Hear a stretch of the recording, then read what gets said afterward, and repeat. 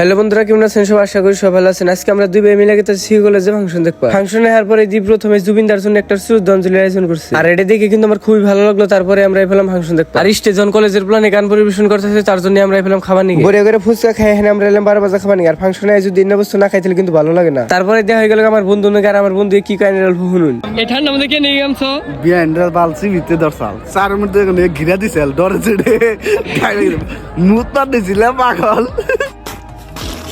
দেখছি না বন্ধুরা, এই ফাংশনের জন্য গেটের বুকলে কত বড় একটা জ্যাম লাগছে। এই ভুট্টা জ্যামটা দেখে মনে করছে সেটা গ্রাম না, এটা টাউন। প্রায় আধা ঘন্টা ধরে জ্যাম লাগ গেছে, তারপরে কোনো পেলে ছাড়তাছে না, যার জন্য আমরা এলাম ড্যান্স করবার নিয়ে। দেখছেন এই জালমুড়ি এলাকার কান্ডে মানুষ বুকলে গেতাছে না, দেখে ড্যান্স করে বুকলে চাপাইতেছে। আর এটা দেখে আমরাও ড্যান্স করে স্টার্ট করে দিলাম। দেখছি না বন্ধুরা, কত গুণে মানুষ এক লগে ড্যান্স করতেছে। এত ডিপ্লান এক লগে ড্যান্স করে আঙ্গু কিন্তু খুবই ভালোই লাগতেছে। আর ফাংশনে এনে যদি ড্যান্স না করে দিলে কিন্তু ভালো লাগে না।